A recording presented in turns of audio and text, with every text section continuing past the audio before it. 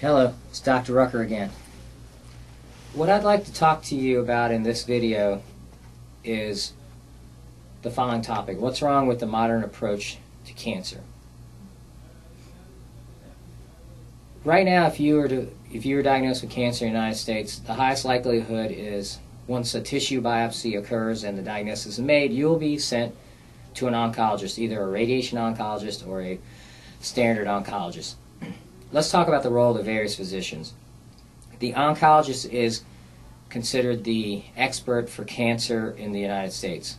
This doctor basically has two formats of treatment. That's the provision of chemotherapy or immunotherapy. There are more novel agents being brought to the horizon, brought to clinical use every year.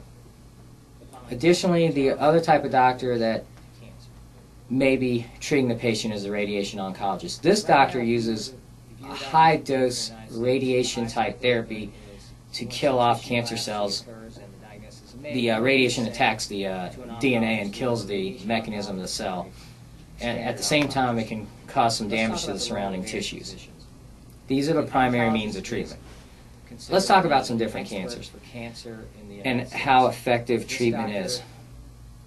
Chemotherapy is very effective for four broad groups of cancer off the top of my head. Number one, it's very effective for testicular cancer. Number two, it is an extremely effective treatment for Hodgkin's lymphoma. Number three, it works very well on certain types of leukemias. Let's talk about some cancers that don't have chemotherapy available. Prostate cancer does not have effective chemotherapy. Kidney cancer. Marginal utility in breast cancer, ovarian cancer. These are the primary means of treatment. Sarcoma, let's talk about some terrible utility. And how effective treatment is. Other types of GI cancers, marginal. Colon, rectal. Liver cancer, effective, marginal. For four broad groups. The vast majority of cancers do not reliably respond to chemotherapy. Testicular cancer. So we also have radiation. There's a few cancers that can be cured with radiation. When I was in my urologic training, we used to radiate every patient that was diagnosed with seminoma. That's stage 1, confined to the testicle. That's a form of testicular cancer. Now we realize, let's talk about some cancers that don't the cancer, and these patients can be followed and observed. Prostate cancer does not have chemotherapy. Propose kidney cancer to the concerned patient, the thinking patient, the utility in person who wants to go a level deeper. I propose that sarcoma, terrible I would take the same type of treatment that I personally, Dr. Other types of GI cancers, marginal, take if he had a problem. Liver cancer, a cancer problem, marginal, which is as follows. I would not take chemotherapy. The vast majority of cancers would I take not reliably respond to chemotherapy. I would seek a level deeper. We also have radiation. I would ask myself, there's a few cancers that can be cured with my body in the first place. When I was in my urologic training, we used to radiate every patient that was diagnosed with seminoma. Answer I would come to is that stage 1. All of us have cancer cells circulating at all times. Now it's scary if you think about it. Until I started thinking about it, I didn't realize the importance of that. But my beautiful, wondrous machine called a body is taking care of it at every moment. The thinking patient, finding the damaged cells, the damaged DNA, and the immune system's fighting it. I propose that. So, if I would take the same type of treatment that environment in my body that the immune system doesn't want to fight the cancer cells anymore, or I give the cancer cells too much fuel, which is as follows.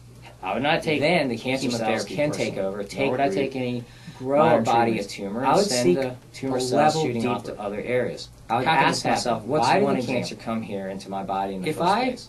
If I persist in the first eating answer I would come to refined sugar, too much junk all of us have cancer cells. The extra glucose at all times. It's scary if you think about it. Until I started thinking about it, I didn't realize one of the modern imaging mechanisms, my beautiful, wondrous machine called a body, is taking care of this at every moment. In a PET scan, finding the damaged cells, the damaged DNA, and the immune system. We give the cancer cells a glucose solution that's tagged with a radioactive. I create a environment in my body that the immune system doesn't want to fight the cancer cells anymore, or I give the cancer cells too much fuel. If I were playing on some kind of game show, then the cancer cells can take over, take root, grow a body of tumor, and send the tumor cells shooting off to other areas.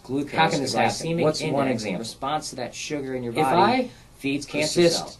So the first thing I would do if I was diagnosed with cancer, too much refined sugar, too much junk food, my carbohydrate, the extra glucose in my system will allow cancer cells. We can share with you here at the clinic, but I limit one of the modern imaging mechanisms is called a PET scan, PET. Perhaps many of you have heard of this. Some of the in a PET scan, how do we find the cancer cells? We give the cancer cells a glucose solution that's tagged with a radioactive tracer. So the glucose solution gets into the nucleus of the cells, and those cancer cells use the glucose. If I were playing on some kind of game show, guess what would go off right now? Ding, ding, ding. That's right.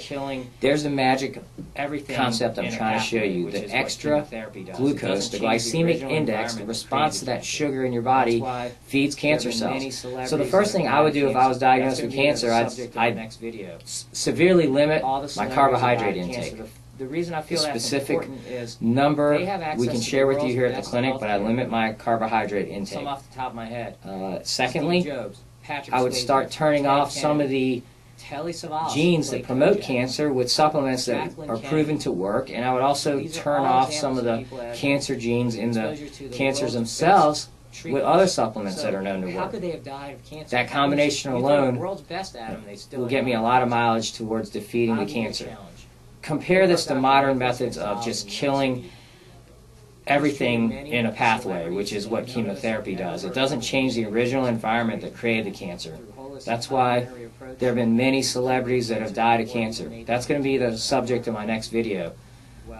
All the celebrities that died of cancer. The reason I feel that's important is they have access to the world's best health care.